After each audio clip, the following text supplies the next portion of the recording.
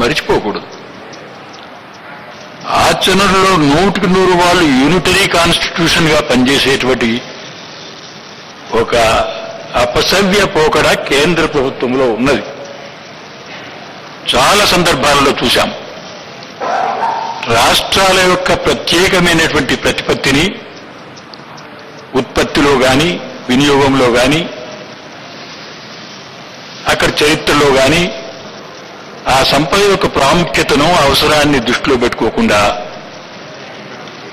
కేంద్రం వాళ్ళు ఇష్టం వచ్చినట్టుగా నిర్ణయించుకోవడం, దానికి తెలిసి కొంత, తెలియక కొంత, అసలు జాతీయ అభివృద్ధి, రాష్ట్రాభివృద్ధిని ప్రధాన అంశంగా కాకుండా ఎవరి పార్టీ, ఎవరి అధికారం వారు అనేటువంటి దృష్టిలో పోవడం వల్ల అవకాశవాదం అనండి, ఎప్పటికే ఇది ప్రస్తుతమైతే అప్పుడు ఆ మాటలు పద్ధతి అనండి, దీర్ఘకాల దూరదృష్టి లేకపోవడం అనండి, దానివల్లనే ఈ పార్టీ ఆ పార్టీ అనకుండా మనం అవసరమైన ఇన్ఫ్రాస్ట్రక్చర్ ప్రాతిపదిక తయారు చేసుకోలేకపోయాం. మన డిమాండ్ను పద్ధతిన కేంద్రం ముందు ఇదివరకు పెట్టలేకపోయాం. ఇప్పుడు చేతులు కాలిన తర్వాత ఆకులు పట్టుకునే పరిస్థితిలో ఉన్నాం. ఇది మన ఆత్మవిమర్శ అనుకోండి, అంతకంటే మించి ఎవరిని ఒక పార్టీని అనవలసింది కాదు. కానీ నా దృష్టి ఏమిటంటే ఇంకా పరిశీలన చేయాల్సిన అవసరం ఉంది. సెంట్రల్ గవర్నమెంట్ కు రాజ్యాంగం ఇచ్చిన అధికారాలు, మినరల్ రిసోర్సెస్ ను రెగ్యులేట్ చేసే అధికారం ఉంది.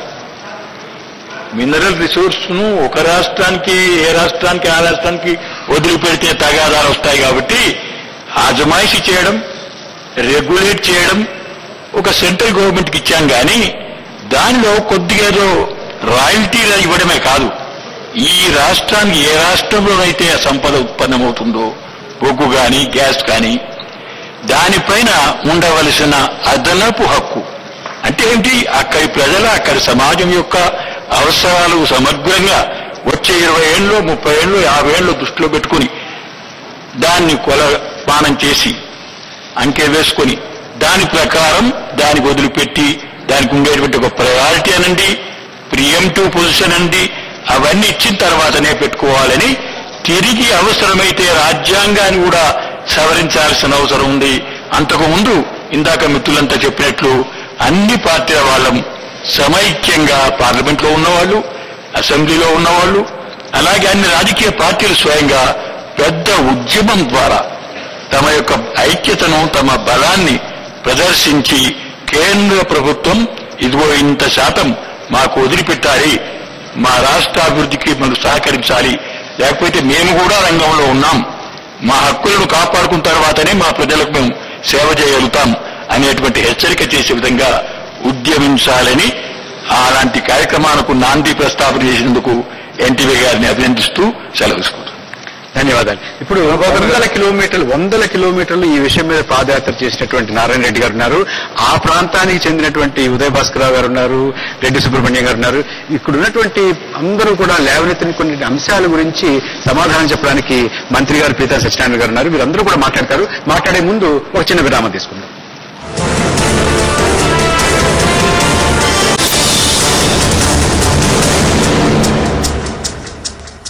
కేజీ బేసిన్ గ్యాస్ ఇష్యూపై చర్చను కొనసాగించే ముందు ఇప్పటి వరకు ఉన్న హెడ్లైన్స్ ఒకసారి చూద్దాం. గ్యాస్ నిక్షేపాల్లో అధిక వాటా రాష్ట్రాలకే, ఉద్యమం చేసి సాధించుకోవాలంటున్న నేతలు.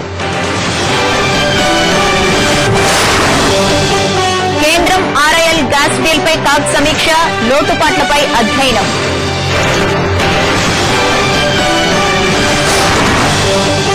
ధరల నియంత్రణకు నడుం బిగించిన కేంద్రం, దళారులు, అక్రమ వ్యాపారులపై కఠిన చర్యలు. నిఘా నీడిన బ్యాడ్మింటన్ ఛాంపియన్షిప్, ఫెడరర్ ఫియర్ ను కొట్టిపారేసిన చిదంబరం.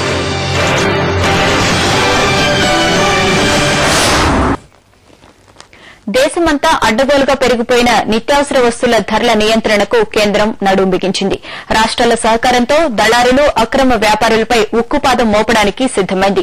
ధాన్యాన్ని, పప్పులను అక్రమంగా నిల్వ చేసి కృత్రిమ కొరత సృష్టించడం ద్వారా ధరలు అమాంతం పెరిగేలా చేస్తున్న వారిపై కఠిన చర్యలు తీసుకోవడానికి ఏమాత్రం వెనకాడవద్దని ప్రధాని రాష్ట్రాలకు ఆదేశించారు.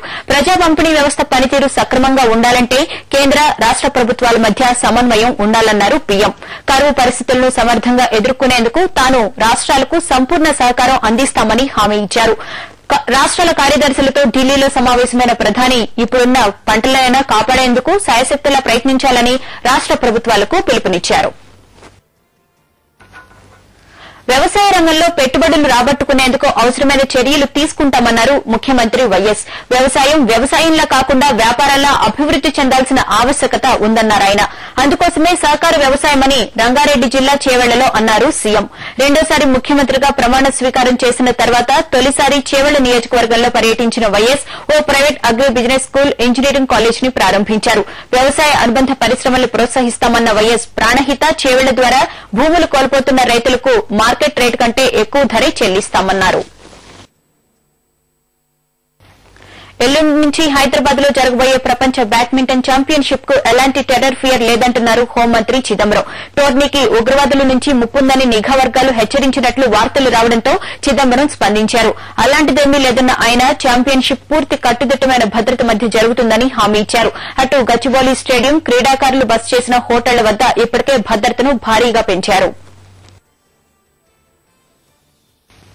నదీ జలాలపై పరివాహక ప్రాంత రాష్ట్రాలకు హక్కు ఉన్నట్లే గ్యాస్ నిక్షేపాలపై కూడా ఆయా రాష్ట్రాలకు అత్యధిక వాటా ఉండాలని టీఆర్ఎస్ నాయకుడు విద్యాసాగర్ అభిప్రాయపడ్డారు. ఎన్టీవీ నిర్వహిస్తున్న లైవ్ షోలో పాల్గొన్న ఆయన కేజీ బేసిన్ నుంచి వెలికి తీస్తున్న గ్యాస్ లో ఎక్కువ భాగం రాష్ట్రానికే దక్కేలా అందరూ ఉద్యమించాలని సూచించారు.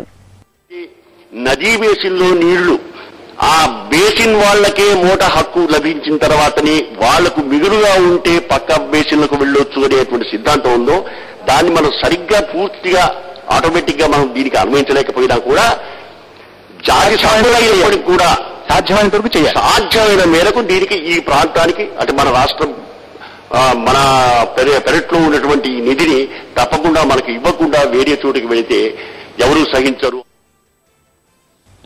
ప్రధాన ఇంధన వనరులు ఇచ్చే రాష్ట్రంలోని 3 ప్రాంతాలకు అన్యాయం జరుగుతోందని కర్నూలు ఎమ్మెల్యే టీజీ వెంకటేష్ అన్నారు.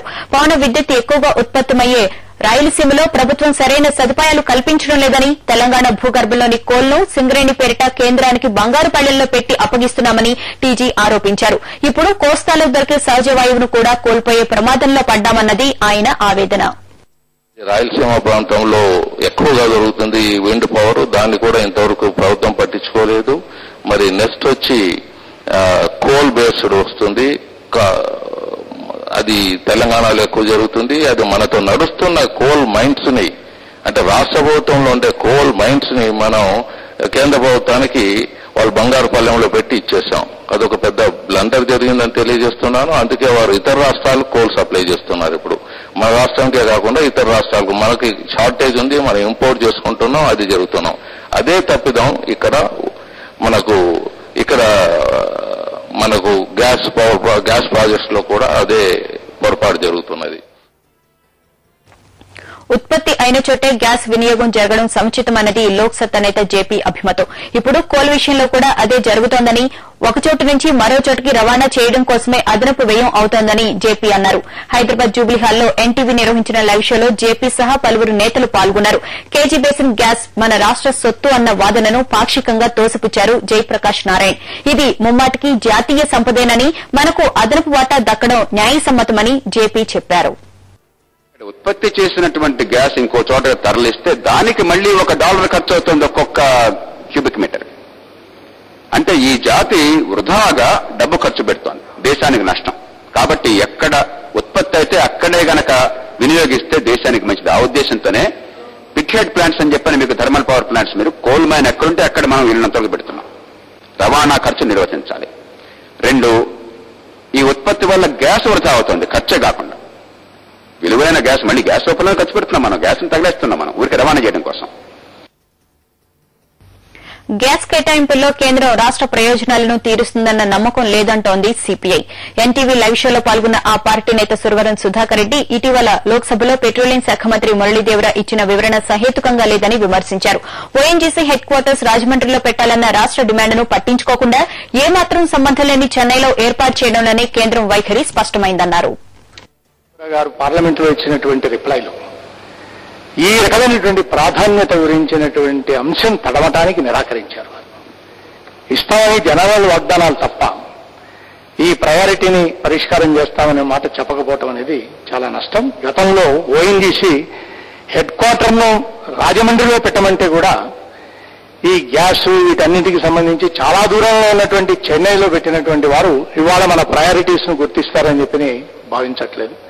దానిపైన ఒక పెద్ద ఆందోళన ఉద్యమం జరిగితే తప్ప, ఒత్తిడి పెరిగితే తప్ప దీంట్లో న్యాయం జరగదనేటువంటి అనుమానం కలుగుతున్నది. కేజీ బేసిన్ గ్యాస్ లో వాటాను సాధించడంలో సర్కారు వైఫల్యం చెందిందన్న వాదనను మంత్రి పితాని ఖండించారు. మూతబడుతున్న గ్యాస్ ఆధారిత ప్రాజెక్టులకు జీవం పోయాలన్న ఉద్దేశంతో కేంద్రంతో పోరాటానికి నాంది పలికింది ముఖ్యమంత్రి వైఎస్ఆర్ అని మంత్రి చెప్పారు. కొత్త గ్యాస్ బేస్డ్ ప్లాంట్ల ఏర్పాటుకు కూడా శ్రమిస్తున్నామన్నారు.